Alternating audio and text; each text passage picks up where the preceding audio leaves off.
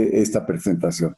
Muy Pues mira, gracias. son 11:58, nos quedan 2 minutitos nada más para empezar y voy a ir leyendo tu currículum, ¿verdad? Bueno, un resumen de tu currículum para que los que ya nos van siguiendo, que son ya más de 70, que es un buen público ya que tienes, podamos empezar en punto de las 12. Bueno, Jorge Gutiérrez Reina es licenciado, maestro y candidato a doctor en letras por la Universidad Nacional Autónoma de México. Es profesor en esa misma universidad de literatura novohispana en la Facultad de Filosofía y Letras, donde imparte el taller de poesía en el programa de literatura y escritura creativa en la Universidad del Claustro de Sor Juana, allá en el centro histórico. Coordina junto con Ana Castaño y Jessica Loque la historia de las literaturas en México siglos XVI al XVIII, desde el Instituto de Investigaciones Filológicas, de la cual se han publicado ya los primeros 2 tomos. Yo creo que no los tenemos aquí, Los, así que nos los dices dónde llevamos, los los llevamos. compramos, por favor, para que esté. Ah, mira, bueno, ese se adquiere allí en la UNAM, ¿verdad? Sí, Este, sí, sí, En el sí. instituto, aquí le voy a hacer publicidad. por favor, claro. Olivia es autora de todos los volúmenes. Ah, mira, hombre, qué bien, felicidades, ¿eh? Bueno, es el coordinador de literatura del Corpus Diacrónico y Diatópico del Español de América, de la Academia Mexicana de la Lengua, dirigido por Concepción Company y Virginia Bertolotti. Es el editor de la revista Barandal, Nueva Época, publicado por la Cátedra Extraordinaria Octavio Paz en el Colegio de San Ildefonso. Realizó la edición crítica. ¿Sí? Realizó la edición crítica de Primero Sueño y otros poemas, una antología de Sor Juana Inés de la Cruz de próxima publicación en la colección de clásicos de la lengua española de la Academia Mexicana de la Lengua. Ha dado numerosas charlas, ponencias, conferencias y talleres en diversas ciudades de México, España, Estados Unidos, Chile, en torno a su principal tema de investigación, la vida y la obra de Sor Juana Inés de la Cruz. Publicó en el 2014 Óyeme con los ojos, poesía visual novohispana, publicado por Conaculta. Fue becario de la Fundación para las Letras Mexicanas en el área de poesía y en el 2016 obtuvo el premio Ciudad y Naturaleza José Emilio Pacheco, otorgado por la Feria Internacional del Libro de Guadalajara por el libro de poemas El otro nombre de los árboles. Mira qué bonito título. Bueno, pues con tu título en esta conferencia, un bestseller en América y Europa, las ediciones antiguas de Sor Juana, que nos va a interesar enormemente en esta conferencia a la que amablemente aceptaste. Y pues no hay otra más que darte la palabra, ya casi con 100 seguidores que tienes, que nos da muchísimo gusto. Adelante, no sé si quiera agregar algo, Olivia o Tere, alguna cosa que quisieran agregar. Pues Sí. nada más, Manuel, darle otra vez la bienvenida al maestro Gutiérrez, agradeciéndole mucho que haya aceptado. Yo no tengo la fortuna de haberlo oído anteriormente como Olivia, pero bueno, ya me empezaré a convertir en una de sus fans en esta temática tan apasionante como es la bibliografía mexicana del virreinato. Así es, así es. Y bueno, yo concluiría nada más diciendo que este curso es fruto de una unión entre el Instituto de Investigaciones Filológicas de la Universidad Nacional Autónoma de México y de la Universidad Iberoamericana, en particular de la directora de la biblioteca, la maestra Tere Matabuena. Y bueno, y del Centro de Estudios de Historia de México, Fundación Carlos Slim. Así que bueno, ahora sí te damos la palabra y con gran gusto te vamos a escuchar. Adelante, Jorge. Hola, ¿qué tal? Muchísimas gracias, doctor Manuel Ramos. Estoy muy contento, la verdad, de estar aquí esta ya está tarde, porque ya son las 12:02, ¿no? Porque en México el límite entre la mañana y la tarde son exactamente las 12 del día. Entonces, pues ya son por 2 minutos. Buenas tardes, les agradezco mucho la invitación. Estoy muy honrado de poder participar en este ciclo de conferencias y también estoy pues muy contento de que haya tanto público para esta charla en torno a las ediciones antiguas, de Sor Juana. Según me comentó Olivia, pues voy a hablar durante unos minutos acerca de este tema, ¿no? Del bestseller en América y Europa, y posteriormente tendremos una ronda de preguntas. Así que cualquier cosa que ustedes quieran comentar, preguntar, pues les agradeceré que lo apunten por ahí y estaremos escuchándolos al final de la charla. ¿No? Ya se puede ver mi presentación, ¿cierto? Ya está todo, Sí. ¿se ve bien? Perfecto, se ve Muy bien. perfecto.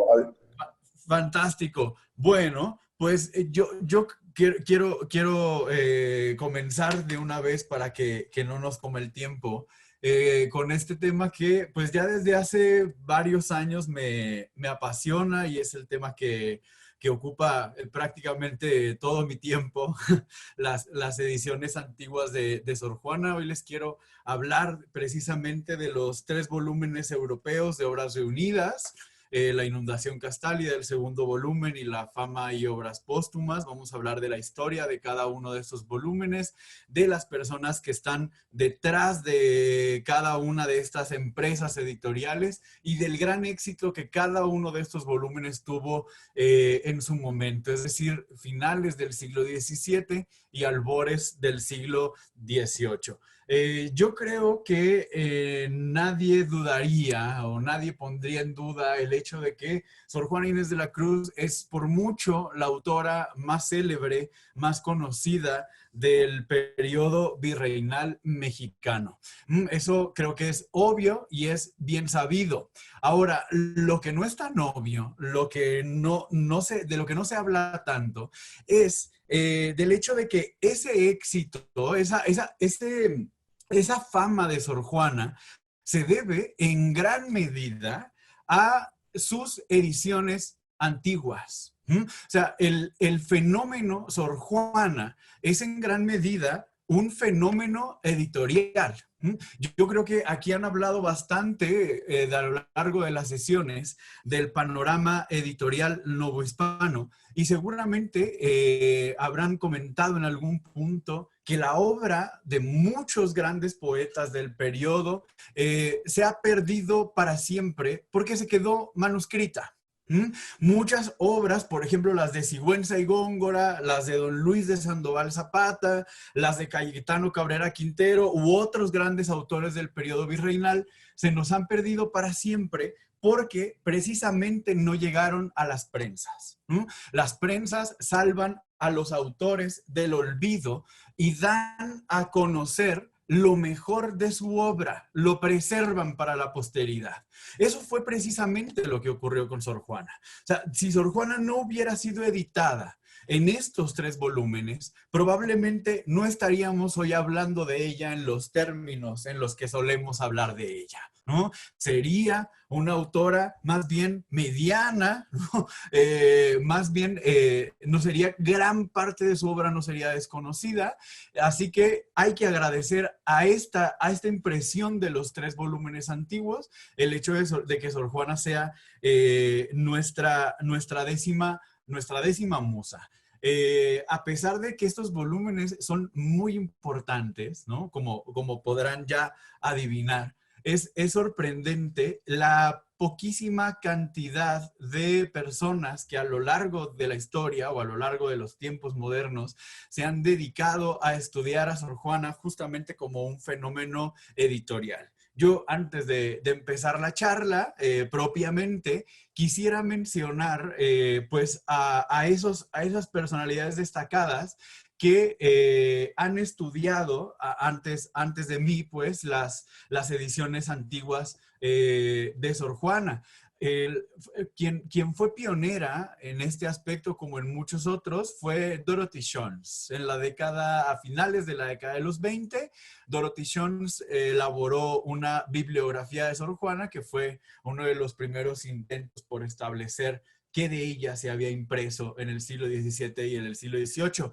Después vino Pedro Enríquez Ureña, que también es un antecedente muy importante. Enrique Sureña. Voy a mencionar también a Rodríguez Cepeda, que tiene un artículo que se llama justamente Las ediciones antiguas de Sor Juana, un fenómeno olvidado a principios también del siglo XXI. Tenemos a Gabriela Eguialis Ponce, que dedicó una tesis doctoral dirigida por Margot Glantz a precisamente este asunto.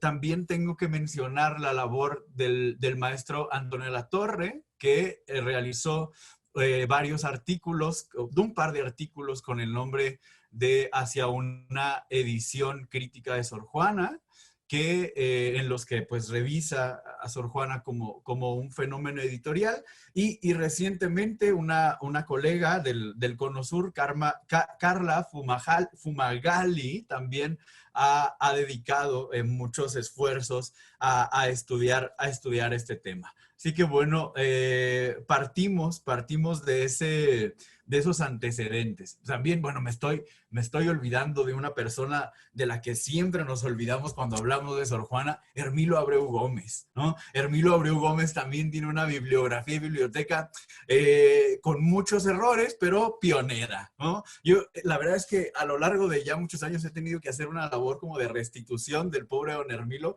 porque se nos olvida, y fue un gran sorjuanista en su momento. Bien, pues les decía, vamos a hablar de los 3 volúmenes antiguos de Sor Juana. El primero de ellos tiene un título hermoso y se llama La inundación castálida, un volumen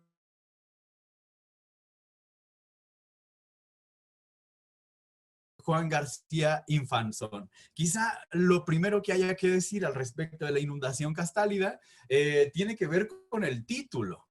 Porque a veces yo me arranco hablando de la inundación castálida y como a la media hora me doy cuenta que nadie está entendiendo qué demonios es castálida, ¿no? Lo cual creo que es importante, ¿no? La fuente Castalia es una fuente que brota a las faldas del Parnaso y cuyas aguas tienen la capacidad de conferir la inspiración poética a los poetas. Entonces, si uno bebe de esas aguas o si uno pues se remoja un poquito en esas aguas, pues termina escribiendo como Octavio Paz o Alejandra Pizarnik, ¿no? O sea, eso es la fuente Castalia, y castálida es un adjetivo derivado de ese nombre, inundación castálida. Si se dan cuenta, el título de esta primera obra de Sor Juana es cuando menos grandilocuente. La obra de Sor Juana se presenta a los lectores como, no como una rociadita, no como un traguito, sino como una inundación de la fuente Castalia.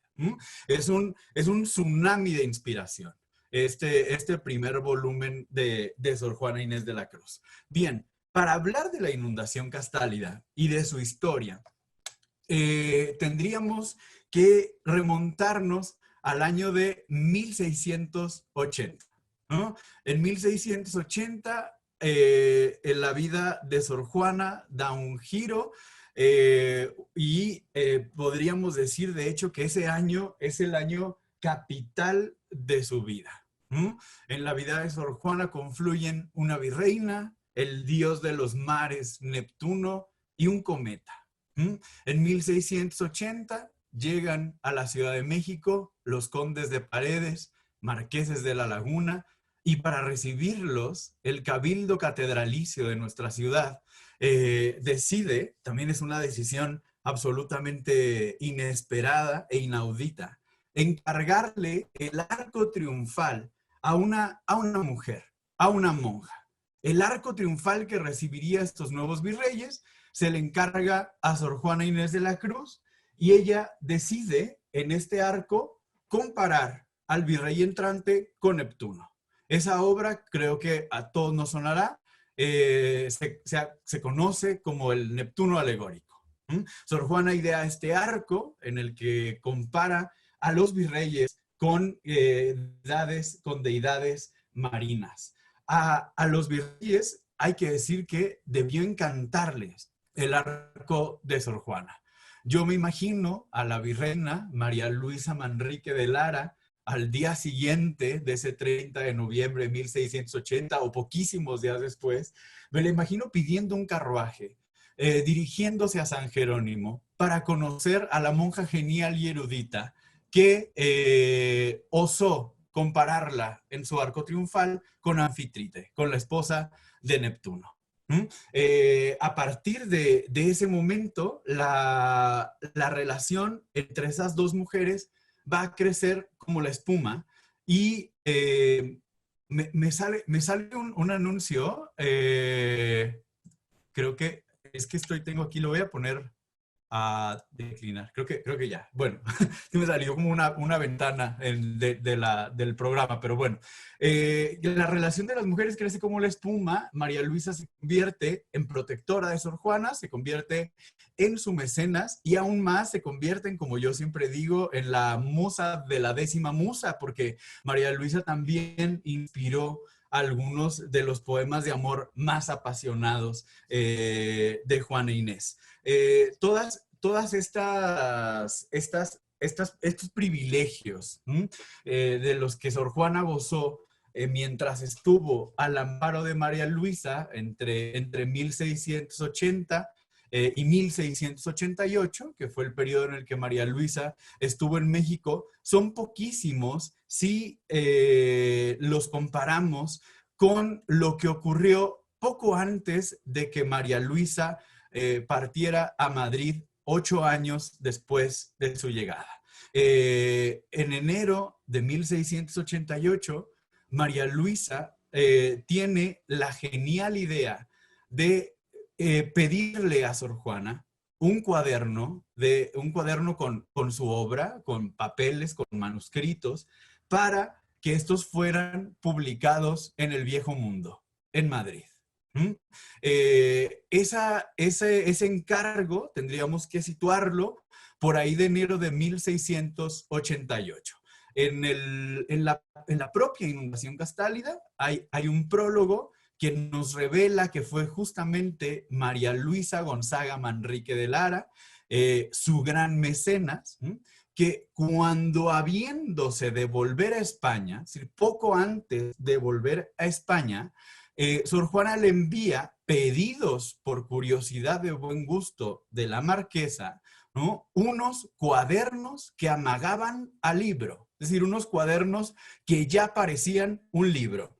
Y a estos escribió el soneto. Ahorita hablamos de ese soneto. Pero entonces es en enero de 1688 que María Luisa pide a Sor Juana un cuaderno con su obra y creo yo que es eso lo más importante que María Luisa hizo por Sor Juana a lo largo de todos sus años de relación. Les hablaba yo de un cometa, ¿no? Cuando los virreyes llegan a la Ciudad de México en 1680, también empieza a surcar los cielos un enorme cometa que conocemos como el Gran Cometa de 1680. No tiene un nombre muy original. Un cometa inmenso que si uno revisa las pinturas se veía bastante espectacular. En ese entonces ustedes saben que los cometas eran señales de futuras desgracias y de múltiples infortunios. Yo siempre digo, bueno, para Sor Juana ese cometa significó todo lo contrario, ¿no? Ese cometa le anunció el inicio de sus mejores años como escritora y como poeta, que culminarían en el 88 con la solicitud de María Luisa de estos cuadernos para ser publicados en Europa. Ahora, a mí me gusta mucho imaginar el proceso mediante el cual Sor Juana reunió en 1688 todos estos papeles para conformar el primer volumen de sus obras reunidas. Como veremos poco después en un soneto que Sor Juana escribió a la virreina, Sor Juana pareciera que no guardaba copia de sus propias obras. Cuando la virreina le pide los poemas, Sor Juana dice, bueno, sí, pero muchos no los tengo. Entonces, en enero del 88, Juana Inés se pone a mandar notas, mandar cartas, contactar a toda la gente en Puebla, en México, que ella recordaba que podían tener sus poemas, ¿no? Le decía, oye, fíjate que, ¿te acuerdas que te di un soneto hace 5 años? La virreina me está pidiendo esos papeles para publicarlos en Madrid. Entonces Juan empieza a recopilar, me imagino yo que desesperadamente a las prisas, este cuaderno que les digo reunía al menos un par de décadas de trabajo literario. Sor Juana reúne todos estos papeles y empieza a pasar en limpio para conformar este cuaderno. Me gusta también imaginar que no lo habría hecho ella sola, ¿no? A lo mejor puso a las hermanas del convento, ¿no?, a colaborar en la elaboración de este cuaderno para la virreina, lo cual es fantástico porque en enero de 1688 el convento de San Jerónimo se convirtió como en una suerte de taller editorial. Y me gusta mucho imaginar a Sor Juana pidiendo papeles, pasando en limpio, ordenando las copias. Sor Juana vuelta una editora de sí misma.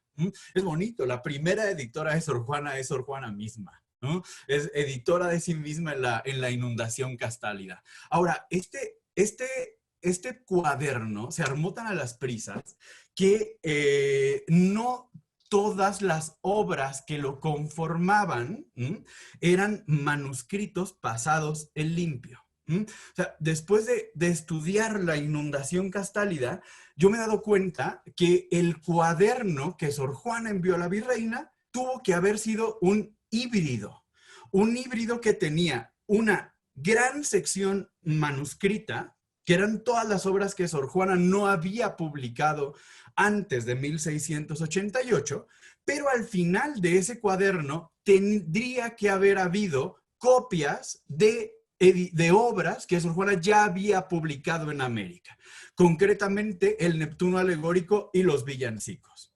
Si comparamos las sueltas americanas con la inundación castálida, nos daremos cuenta de que obviamente los editores españoles tenían a la mano las ediciones antiguas americanas y que de ahí fueron obteniendo los textos de esas obras que ya habían sido previamente publicadas. Ahora, lo interesante es que Sor Juana no manda tal cual las obras impresas americanas, las manda corregidas. Y como no le da tiempo de hacer una versión en limpio del Neptuno alegórico, por ejemplo, de algunos villancicos, lo que debió haber enviado es algo como esto, ¿no? Impresos, corregidos por ella misma, ¿no?, en los que va indicando los cambios sobre la suelta americana, ¿no? Lo que están viendo es una edición corregida de puño y letra de Sor Juana de la edición Princeps americana del Neptuno alegórico. Esta edición, corregida por ella, la descubrí yo hace algunos meses en la Biblioteca Nacional de Chile. Me fui hasta allá porque dije, no, yo tengo que ir por eso. Y ahí se ve que Sor Juana va subrayando y anotando al margen las correcciones. Y esas correcciones son las que se ven reflejadas ya en la inundación castálida. Les digo, fue un manuscrito armado muy a las prisas. Ahora, ¿qué tenía este cuaderno híbrido? Esto es importante, ¿no? O sea, el primer cuaderno de Sor Juana, que conformaría la inundación castálida, tenía un 67% de obras profanas y solo un 33% de obras sacras. Ese 67, casi 70% de obra profana, obviamente, como no podía ser de otro modo, está casi por entero dedicado a los condes de Paredes, particularmente a la condesa de Paredes, ¿no? A María Luisa Manrique de Lara, la dedicataria del volumen. Así pues, el volumen que dio a conocer a Sor Juana, esta monja mexicana, era un volumen que la presentaba eminentemente como una autora profana, palaciega, cortesana. O sea, no se presenta a una autora, a una monja escribiendo cosas religiosas, no. Es una autora escribiendo de amores, escribiendo de los condes, escribiendo de mitología y muy en contacto con la élite intelectual y cortesana de su tiempo. Recordemos esto de la numeralia porque va a ser importante después. La inundación castálida nos refleja una musa profana y palaciega.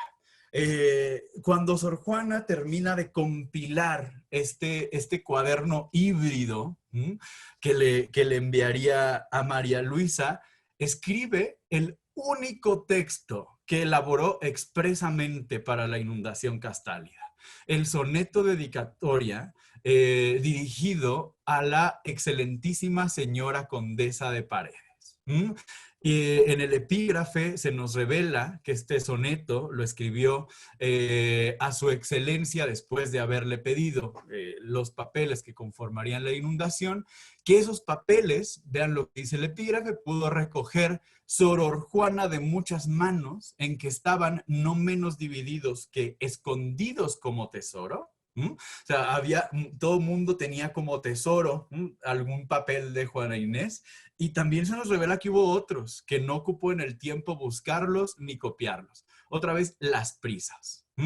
El hijo que la esclava ha concebido, dice el derecho que le pertenece, al legítimo dueño que obedece, la esclava madre de quien es nacido.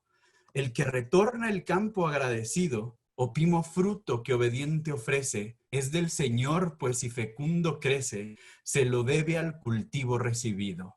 Así lisi divina estos borrones, que hijos del alma son, partos del pecho, será razón que a ti te restituya, y no lo impidan sus imperfecciones, pues vienen a ser tuyos de derecho los conceptos de un alma que es tan tuya. Es un soneto precioso, cargado de emoción. Así como el hijo de la esclava no es de la madre, sino del dueño de la madre. Así como el fruto de la tierra no es de quien lo cultiva, sino del Señor de la tierra.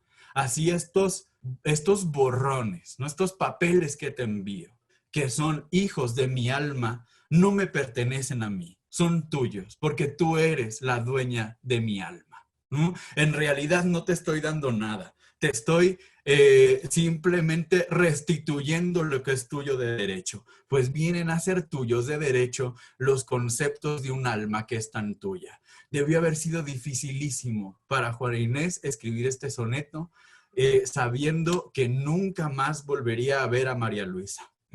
María Luisa se va el 28 de abril de 1688. Enero, febrero, marzo, abril, 4 meses probablemente tuvo Sor Juana para reunir toda la inundación castálida.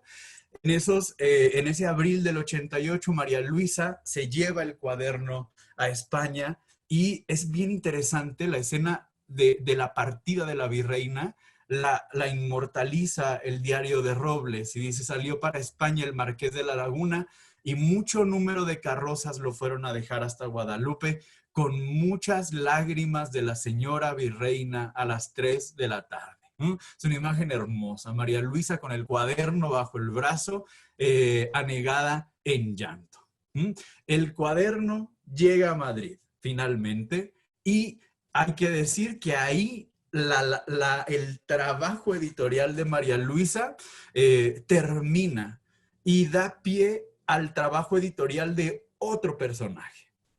Entre enero y julio de 1689, un sujeto llamado Juan Camacho Gaina prepara los manuscritos que serían la inundación castálida para iniciar el trámite que llevaría finalmente a su impresión. Y uno dice, ¿quién demonios es este Juan Camacho Gaina? ¿No?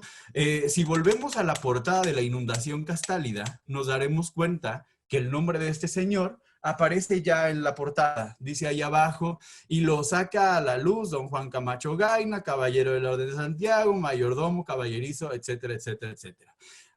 Juan Camacho es un personaje que casi no aparece en la bibliografía dedicada a Sor Juana, y eso tiene que ver con que, yo no sé por qué razón, por ahí de la década de los 80, el maestro Antonio Alatorre afirmó categóricamente, y lo siguió afirmando durante varios años, que quien había sido el responsable de cuidar los manuscritos para la imprenta y prepararlos para la imprenta de la inundación Castálida había sido un tal Francisco de las Heras, ¿no?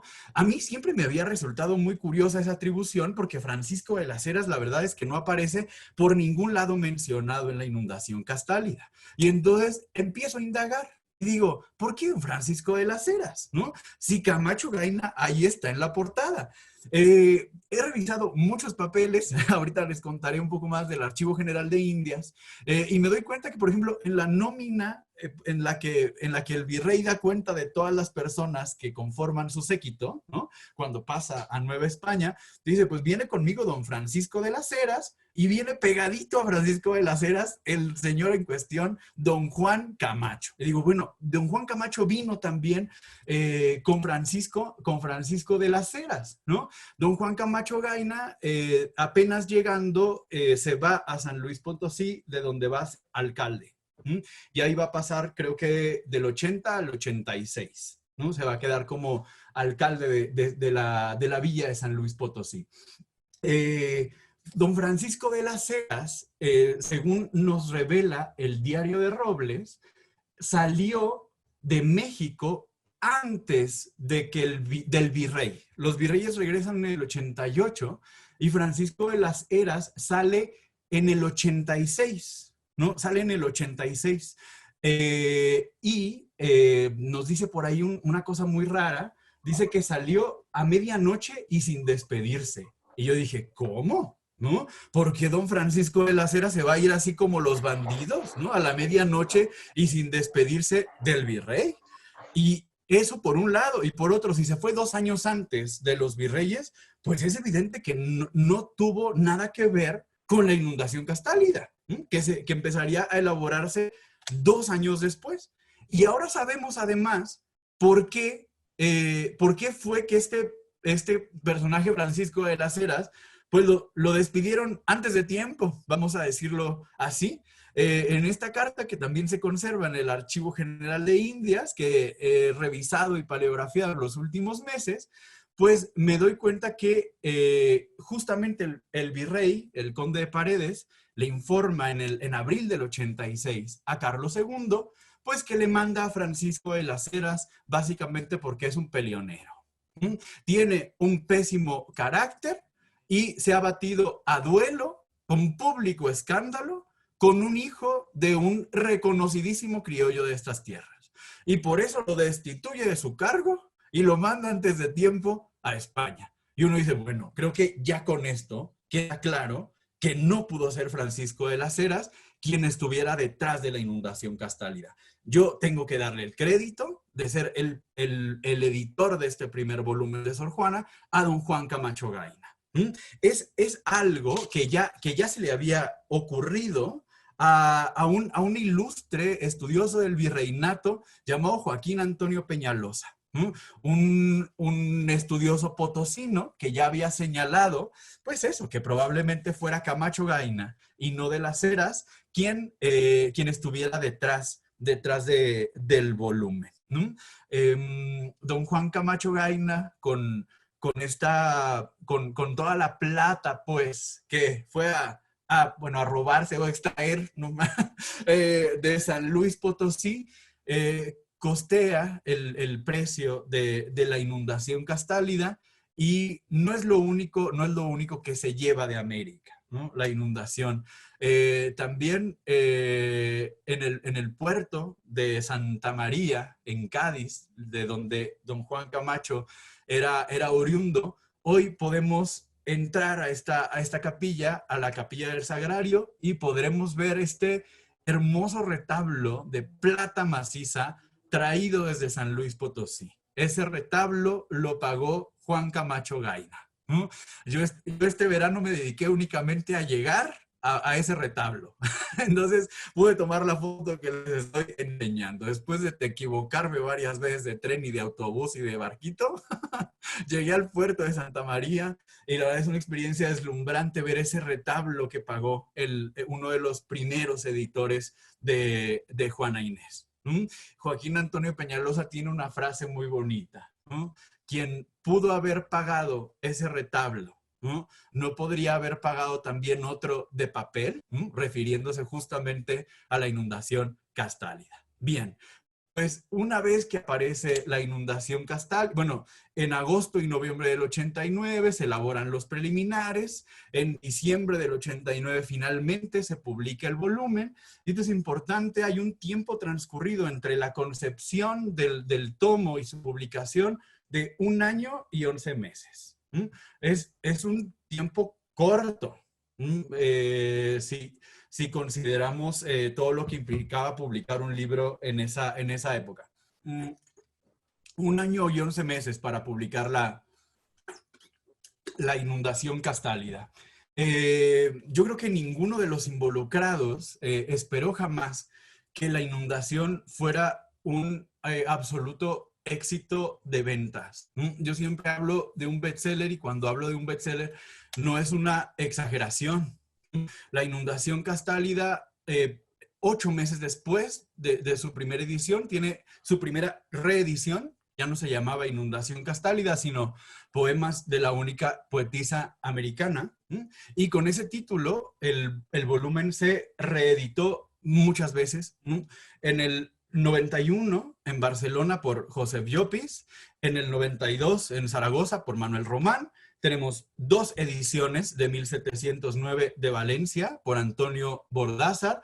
Tenemos una madrileña en 1714 y 2 emisiones de una edición de 1725. Como les digo, un verdadero bestseller. Ahora, tampoco esperaban, yo creo, los lectores, cuando tuvieron a la mano la inundación Castálida, que Sor Juana les iba a ofrecer en un segundo volumen lo mejor de su obra.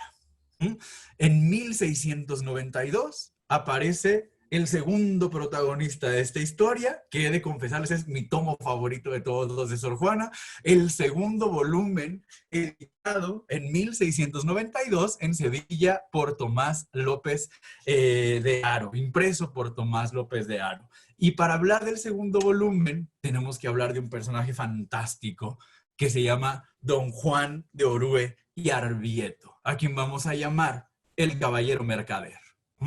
Orue y Arbieto es un personaje que hasta ahora había estado envuelto en las sombras. A mí siempre me había llamado la atención una afirmación de Octavio Paz en Las Trampas de la Fe, que dice: Don Juan de Orue nunca estuvo en México y ni conoció a Sor Juana. Y yo dije, ¿pero cómo? Entonces, ¿por qué, en qué momento se le ocurrió costear un segundo volumen, prepararlo para la imprenta? ¿Por qué se lo pidió? ¿No? Y ahí es cuando empiezo yo a indagar y he recopilado una serie de documentos. Creo que la primera vez que se dio cuenta de estos documentos en torno a Orue fue en un artículo que escribí junto con un colega llamado David Galicia. Ahí empezamos a recopilar varios documentos en el Archivo General de la Nación de España y en el Archivo General de Indias que nos ayudan a trazar la trayectoria vital de Juan de Orue. Creo que el más importante de esos documentos es una probanza de méritos que se conserva en el Archivo General, que se realizó para concederle a don Juan de Orue el nombramiento como caballero de la Orden de Santiago. En ese documento se nos revelan un montón de cosas muy, muy importantes. No hay que perder de vista que esta probanza de méritos, este proceso para concederle a don Juan de Orue la caballería de la Orden de Santiago, coincide casi exactamente con la elaboración del segundo volumen.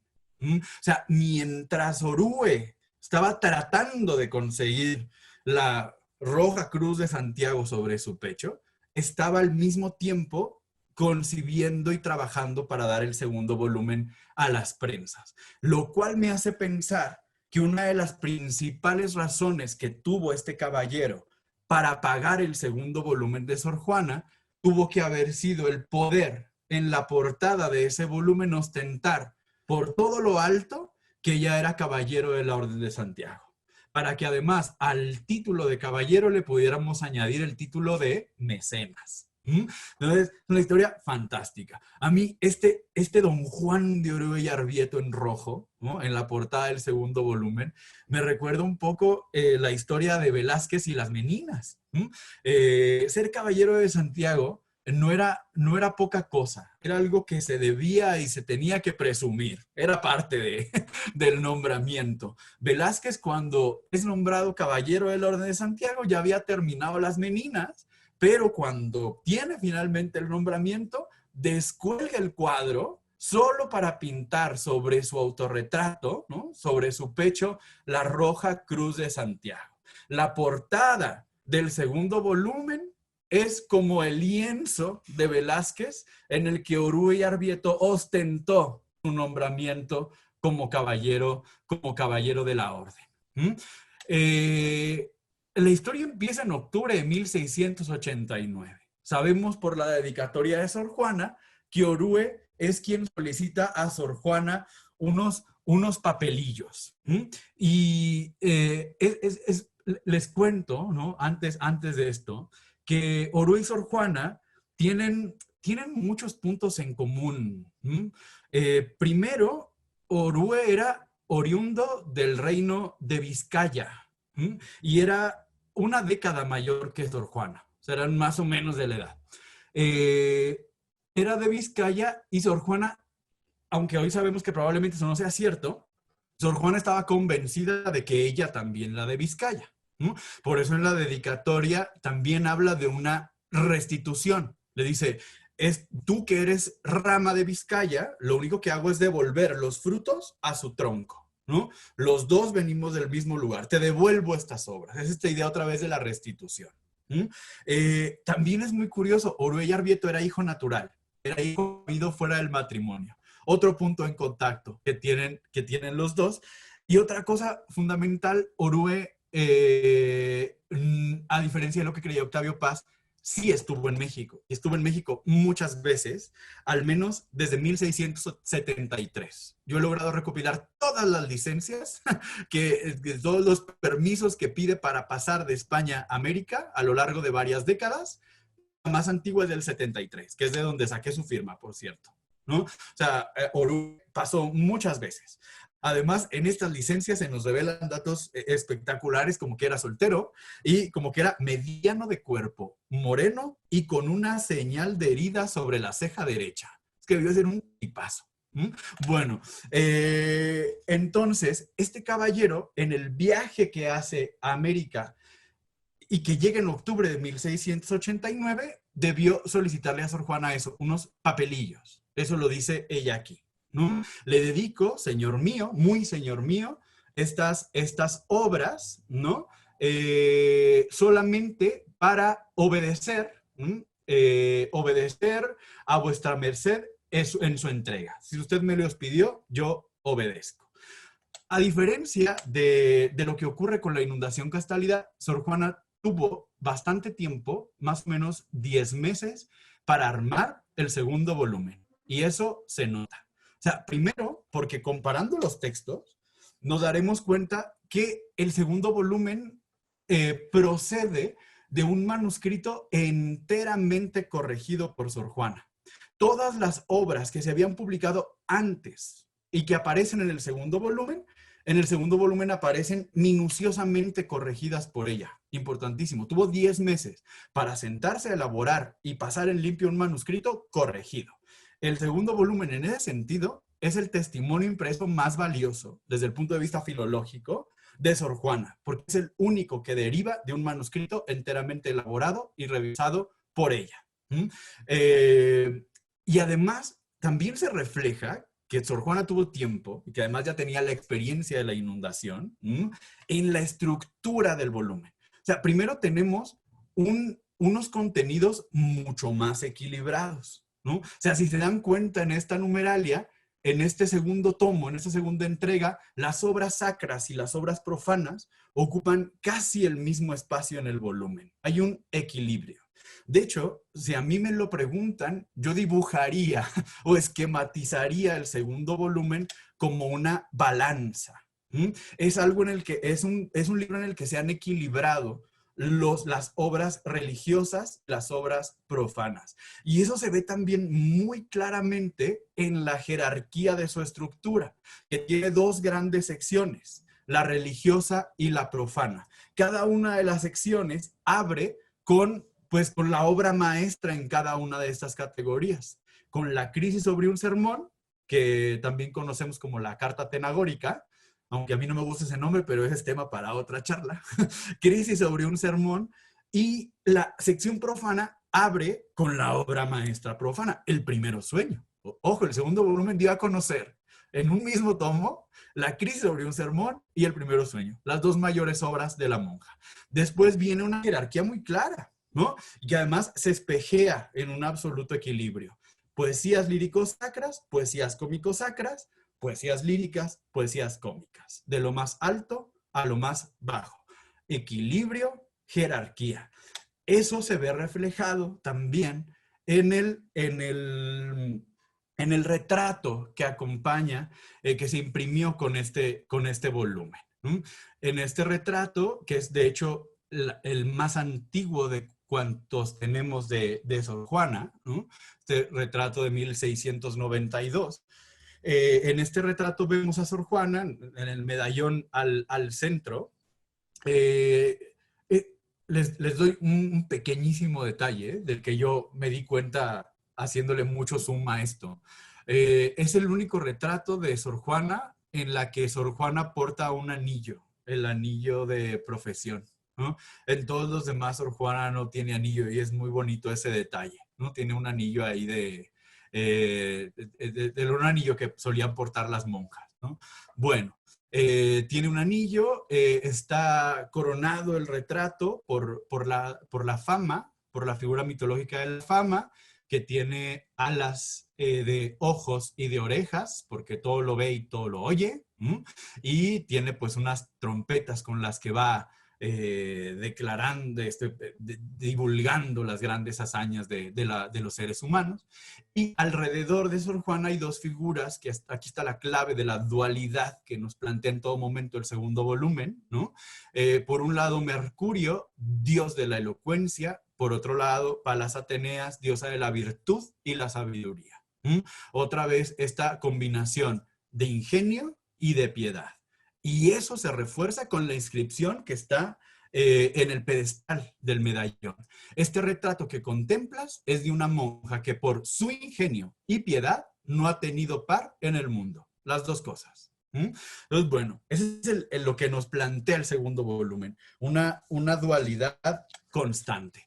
En julio de 1690, Orué y Arbieto zarpa hacia España con el manuscrito del segundo volumen. Durante la primera mitad del 91, en Sevilla, Orué prepara los manuscritos para la imprenta y finalmente, en julio de 1691, se elaboran los preliminares de rigor en la ciudad de Sevilla.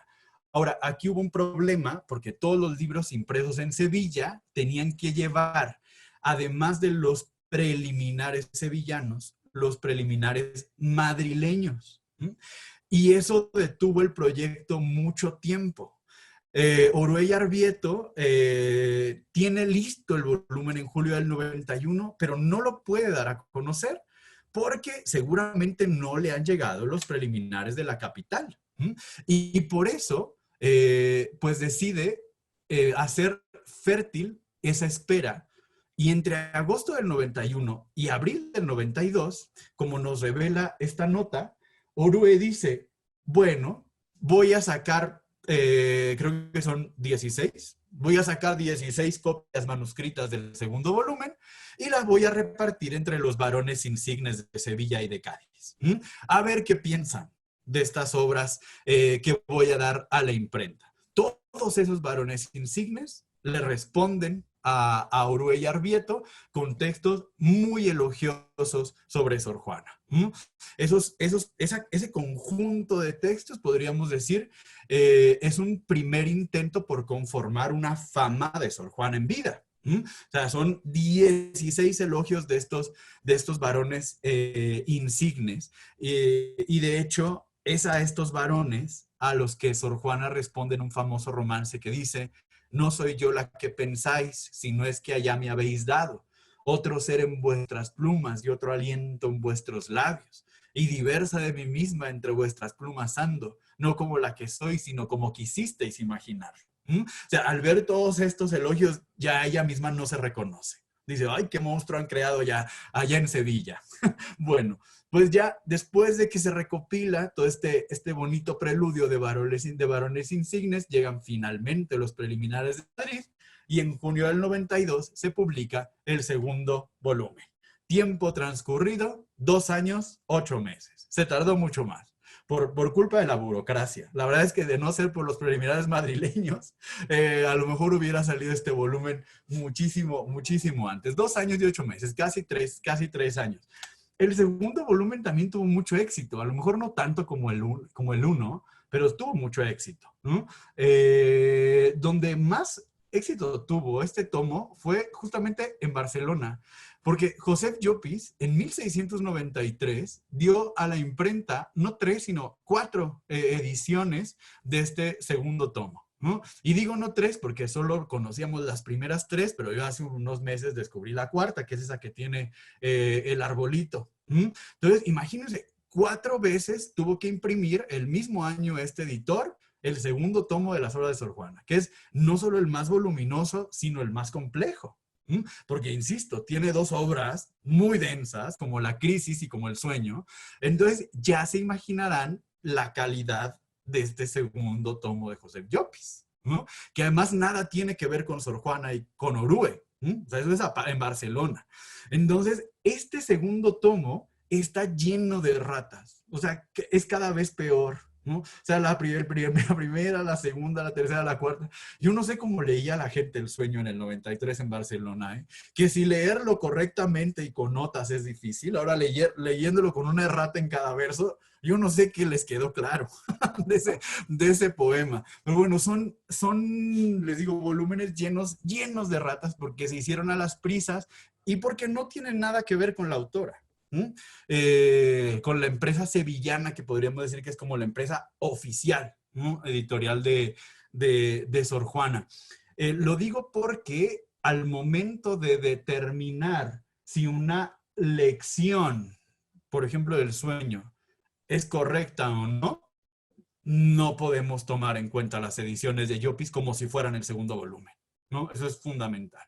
Después de Llopis viene otra edición de 1715, que es de un impresor de la Real Academia Española, y finalmente otra en 1725 en Madrid. Pues bueno, esa es la historia muy resumidita del segundo volumen y del principal responsable, que es este caballero que viajaba constantemente a América en viajes comerciales, Orue y Arbieto. Bueno, ya, por cierto, no quedó claro por qué era el caballero mercader, ¿no? Porque ¿por qué pasaba constantemente a América? Pues porque era un comerciante en la carrera de Indias, ¿no? Era un comerciante de la carrera de Indias, lo cual fue un problema durante el proceso para conferirle la Orden de Santiago. Porque ustedes saben que el principal requisito para ser un noble de alto rango en España es no haber trabajado nunca en tu vida. Entonces, en una de las preguntas del cuestionario que se le hacía a los testigos era: ¿usted sabe que el pretendiente alguna vez ha desempeñado oficio vil como comerciante, mercader, tal o cual? Y pues obviamente sí. Todos los involucrados respondían: pues sí, la verdad es que se dedica a la carrera de Indias, pero todos inmediatamente añaden algo que podríamos resumir como: pero lo hace por gusto y no por necesidad, ¿no? Él vive de las rentas de su padre, que es un hombre muy rico. Entonces, por eso no hubo problema con el nombramiento. Bueno, ya para finalizar, creo que tenemos unos minutitos. Les hablo rápidamente de la fama y obras póstumas, ¿no?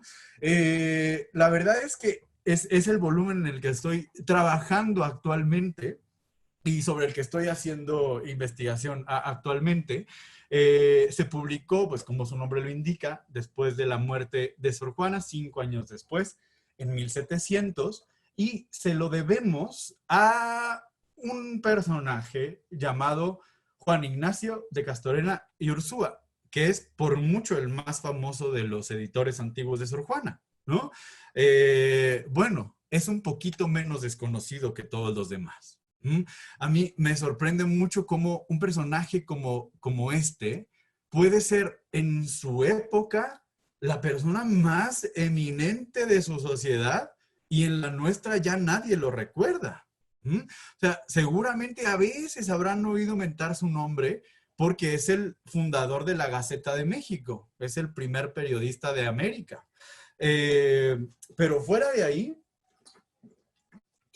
casi nadie conoce a Juan Ignacio, lo cual me parece muy sorprendente porque los méritos y las virtudes que son las más importantes para una sociedad pueden ser absolutamente insignificantes para otra. O sea, este señor que era el personaje más destacado de su tiempo en nuestro país, hoy apenas lo recordamos. Es un personaje que me parece entre enigmático y abrumador por el currículum, ¿no? El currículum que tiene, la verdad. Tuve acceso, creo que por primera vez, a una relación de méritos que envía al rey de España, por ahí de 1701, si no mal recuerdo. Y uno dice, qué bárbaro, qué currículum. Es que el señor hizo todo. Si vemos su retrato, nos daremos cuenta, bueno, les pediría que nos fijáramos en la mitra episcopal. Don Juan Ignacio fue obispo de Yucatán. Esa fue, digamos, el más alto rango de la iglesia novohispana al cual llegó, obispo de Yucatán. Pero antes de eso, ocupó todos los cargos habidos y por haber en todas las instituciones religiosas de México, en San Ildefonso, en todos lados, en la universidad, gran predicador, todo eso además, hay que decirlo, lo hizo, ascendió, digamos, hasta ese puesto de obispo por una escalera de sabiduría, de inteligencia.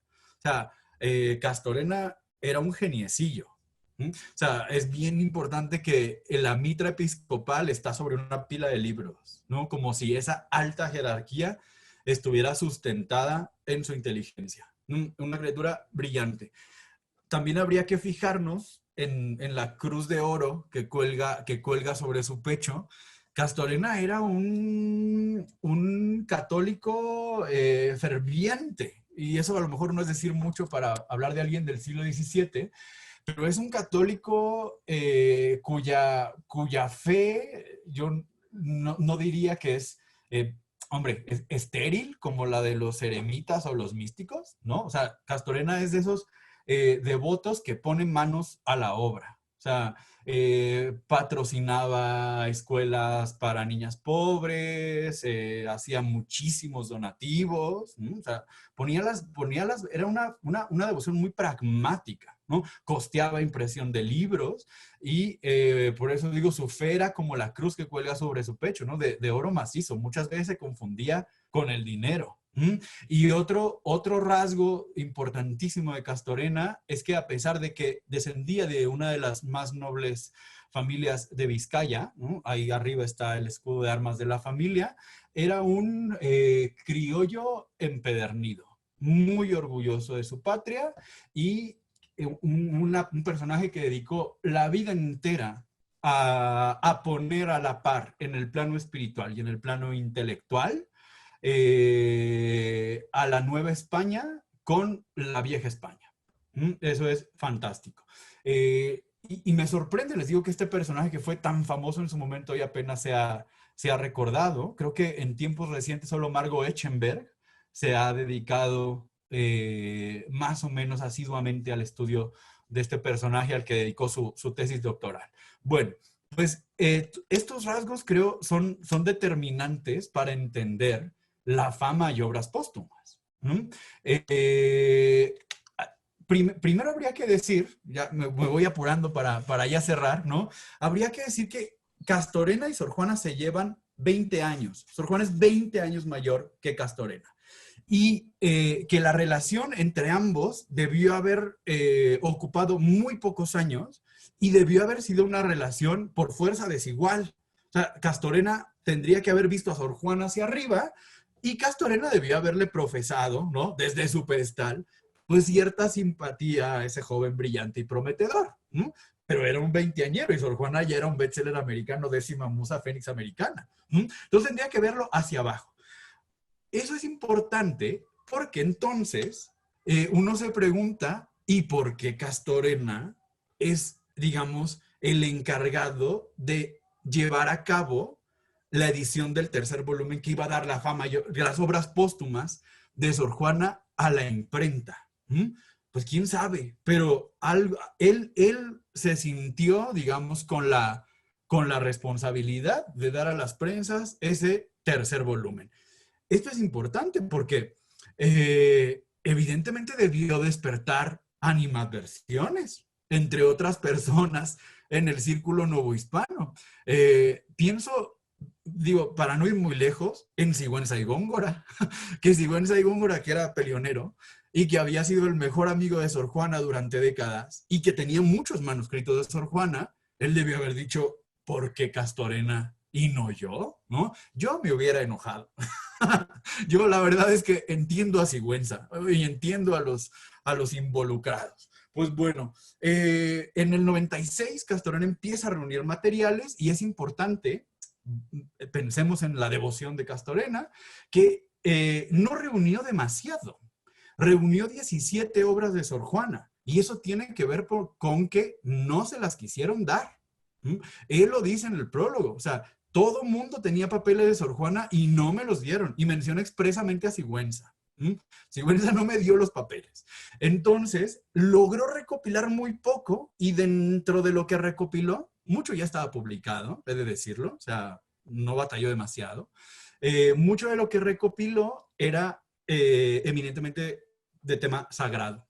O sea, el 82% de la fama es de tema sacro y solo el 18% es de obra profana. Así que si nos damos cuenta, entre los 3 volúmenes hay una especie de discurso global, ¿no? Que va de lo más profano a lo más sagrado. Por usar una metáfora vegetal que está ya presente en algunos de los comentaristas de los volúmenes antiguos, la inundación castálida serían como las hojas del árbol, el segundo volumen serían las flores del árbol, y este tercero, que ya se dedica enteramente a lo religioso y casi todo en prosa, serían los frutos nutricios de ese árbol llamado Juana Inés de la Cruz, ¿no? Entonces, sí hay un discurso entre los 3 volúmenes. Bueno, pues Castorena reúne todo eso, en agosto del 96 zarpa a España, se lleva los materiales de Sor Juana y se lleva una serie de elogios de poetas mexicanos escritos a la muerte de Juana Inés, acaecida en el 95. Entonces lleva los papeles de Sor Juana que logró reunir, más estos elogios de los vates americanos. En el 98 se dedica a recopilar otros elogios, pero de poetas madrileños. Entonces, al final ya tiene un corpus para armar la fama y obras póstumas que está conformado por obras de Sor Juana, elogios españoles y elogios americanos. En el 98 el volumen ya estaba listo, pero su impresión se detiene durante un año. Todo 1699 el proyecto estuvo detenido y a la Torre lo atribuye a una enojosa correspondencia entre Castorena y sus paisanos. Claro, porque él habrá intentado durante todo ese año conseguir más obras para el volumen, no lo logra. Y probablemente eso explique que al final decide no dar a la imprenta todos los elogios que se había traído de México. Dice, solo voy a dar una parte. Los demás se imprimirán seguramente en México. Pues claro que no, él sabía que no. Por eso se los había llevado a España, para que se imprimieran allá. Pero a la Torre dice fue una especie de venganza. Yo, la verdad es que lo creo muy posible, por todo lo que he dicho. Insisto, si yo fuera Sigüenza, yo tampoco le hubiera mandado los manuscritos a Castorena. Bueno, al final, la fama y obras póstumas tiene una estructura como de un puente entre dos continentes. Y aquí viene el criollismo de Castorena, ¿no? Por el grabado se ve muy claramente esto, ¿no? La obra y la figura de Sor Juana al centro es como un enlace entre la Europa, que está alegóricamente representada a la izquierda, y la América, que está representada bueno, pues la fama también, bueno, finalmente se publica en marzo de 1700 y da como resultado un tiempo de 4 años. Es el volumen que más se tardó en ver la luz de los 3 antiguos. Fue también un éxito de ventas, ¿no? Tiene 4 ediciones en Lisboa, Barcelona, y 2 más en Madrid en 1714, 1725. Bueno, oigan, pues si tengo un par de minutos, cierro, ¿no? ¿Está bien, Olivia, maestro? ¿Sí?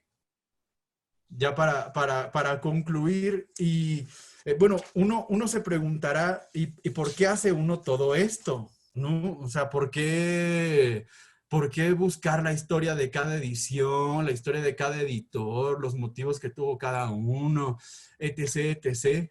Bueno, miren, uno en el mejor de los casos es un aficionado a la poesía. A mí lo que me interesa con todo esto es que podamos decir con todas las bases, Sor Juana escribió esto y no lo otro. Les pongo un ejemplo. O sea, en una cuarteta de un romance dedicado al hijo de María Luisa, al hijo de la virreina, si uno abre las ediciones de obras completas de Méndez Plancarte, encontrará lo siguiente. Aquí sí que se ha de ver una maravilla nueva, de añadir más a lo más, de que el mexicano crezca, refiriéndose al virreycito.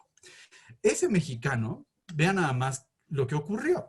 En la inundación castálida, que Méndez Plancarte nunca vio, dice, aquí sí que se ha de ver una maravilla nueva, de añadir más a lo más, de que lo máximo crezca. O sea, es como una paradoja matemática. Sor Juana decía, el virreycito que ya es lo máximo, pues va a ser una maravilla porque se le va a añadir más, a lo que ya es lo máximo. Josep Llopis, que es probablemente el peor de los editores antiguos de Sor Juana, el más interesante, pero el peor, dice de que lo mexicano crezca, que no solo es una errata pues muy temeraria, sino que además da como resultado un verso hipermétrico, le sobra una sílaba, de que lo mexicano crezca. De eso se da cuenta el siguiente editor, Antonio Bordázar, que dice, está mal, tiene que ser de que el mexicano crezca para que nos dé el metro, ¿no? Y así pasa a la edición de 1725, que es la que tiene Méndez Plancarte. Entonces dice, de que el mexicano crezca. Esa errata ha dado pie, bueno, artículos, libros, comentarios que hablan sobre que Sor Juana le decía mexicano al hijo de los virreyes. Sor Juana nunca dijo mexicano. Sor Juana estaba haciendo muy Sor Juana y estaba haciendo una paradoja matemática de que lo máximo crezca. Entonces, esa lección original la tiene que restituir Antonio Latorre hasta su edición de 2009. Bueno, errores como estos yo he tenido que restituir en todos y cada uno de los poemas editados por Méndez Plancarte. O sea, no nada más en El Sueño, en El Neptuno, en cada uno de los villancicos. Les podría contar tendría que escribirse una historia de las erratas de Sor Juana. Entonces, bueno, creo que el sentido final es este.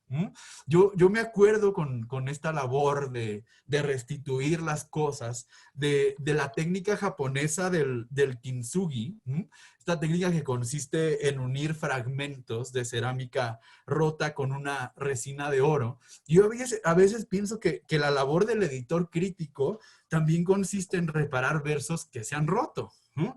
Y al volver a unir los fragmentos, el editor pone en evidencia la sinuosidad de sus fracturas y nos permite entrever a través de ellas la historia de esos versos rotos y la de las manos que los dejaron caer. Así, un verso fragmentado como este, que recobra su entereza, pues puede adquirir un esplendor inusitado, como la cerámica de venas doradas del kintsugi. Pues bueno, para esto trabaja uno, ¿no?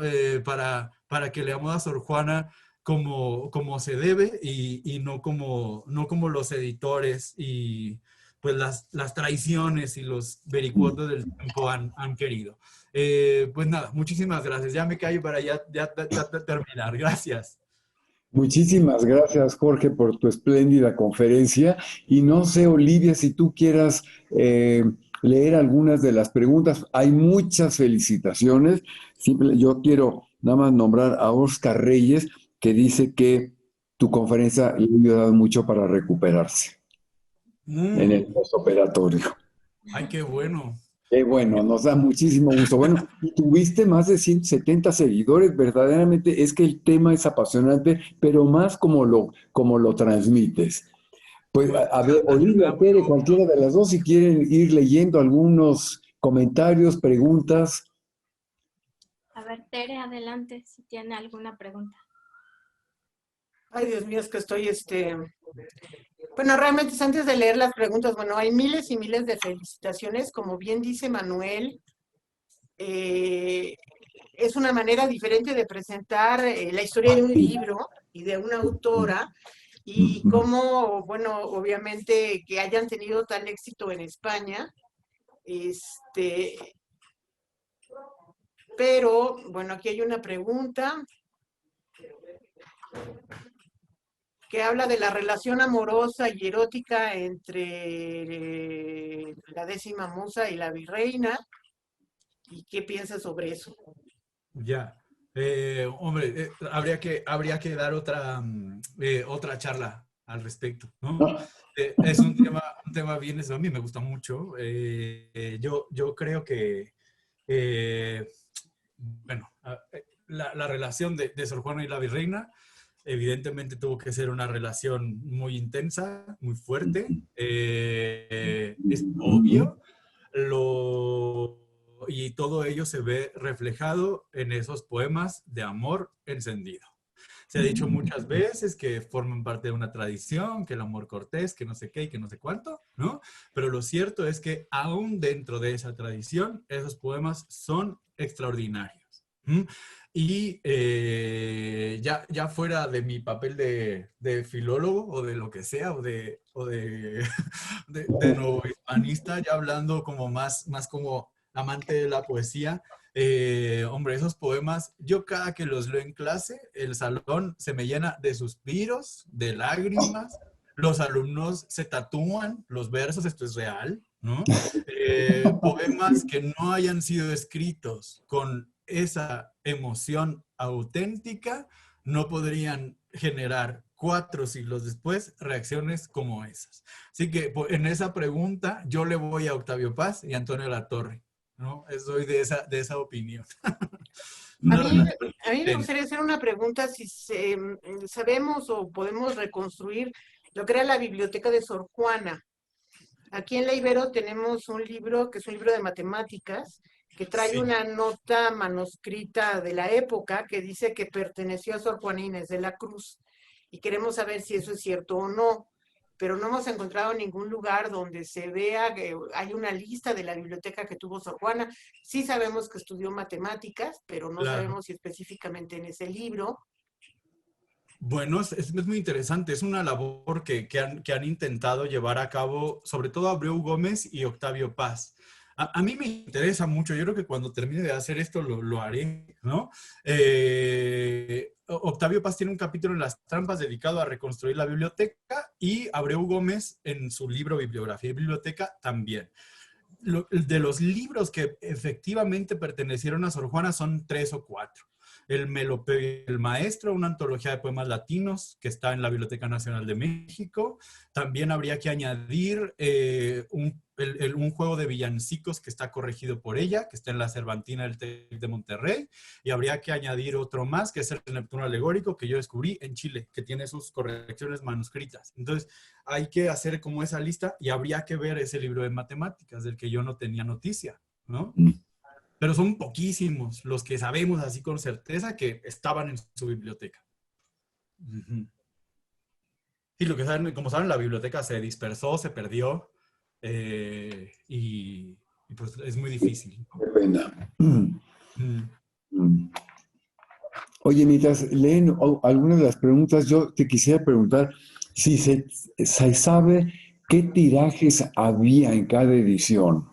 Sí, es una cosa muy difícil de determinar igual por la falta de documentos, pero me parece que Rodríguez Cepeda, en este artículo que les mencioné, que creo que es del 99 o del 2000 por ahí, habla de, me parece que 25,000 ejemplares.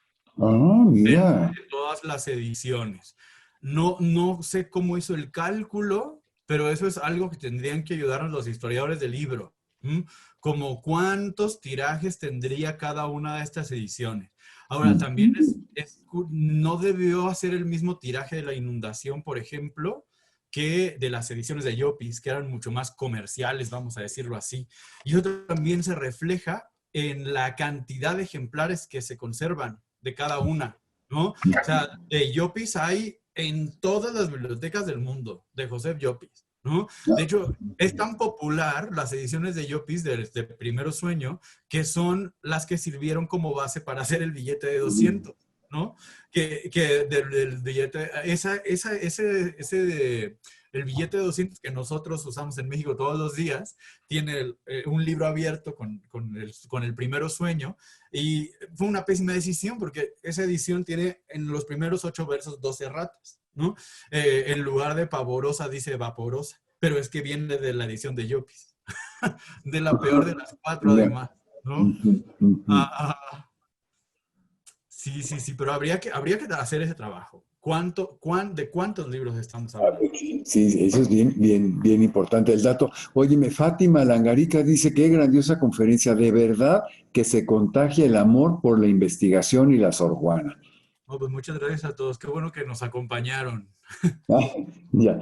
No sé, Olivia o Tere, si tengan por ahí alguna... Guardé una pregunta que hicieron muy al inicio de Jesús de Alba, que si podías comentar algo sobre los estudios sorjuanistas del doctor Guillermo Schmidhofer de La Mora.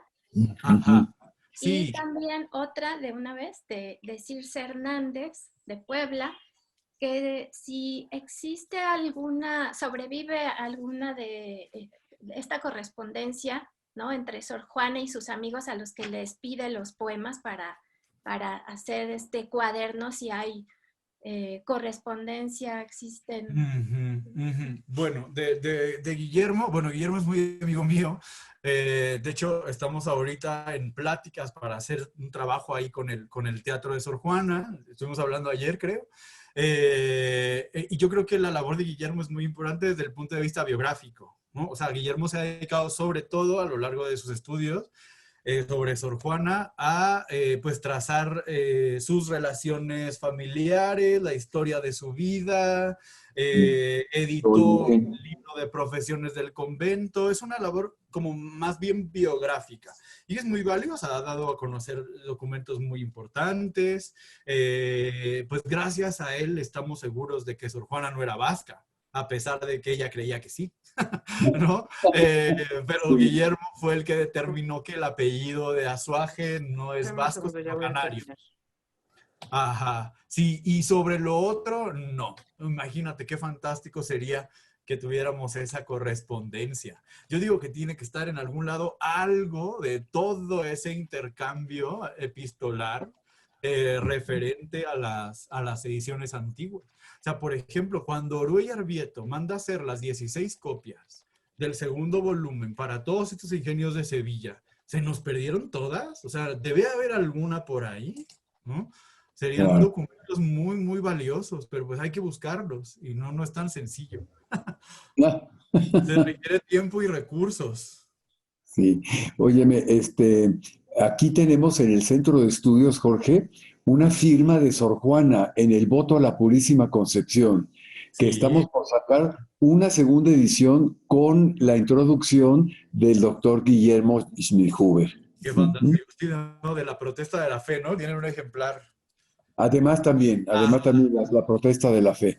Este otro es un voto a la Purísima Concepción que hizo el convento de San Jerónimo. Ya sé cuál. Sí, sí, sí, sí. Ya. Sí, extraordinario, ¿no? Sí, tienen varios tesoros ahí en el Ah, centro de sí, estudio. sí, pero ese es uno de los grandes, ¿eh? Sí, su ejemplar de la carta tenagórica también es único en el mundo. De eso apenas voy a publicar algo.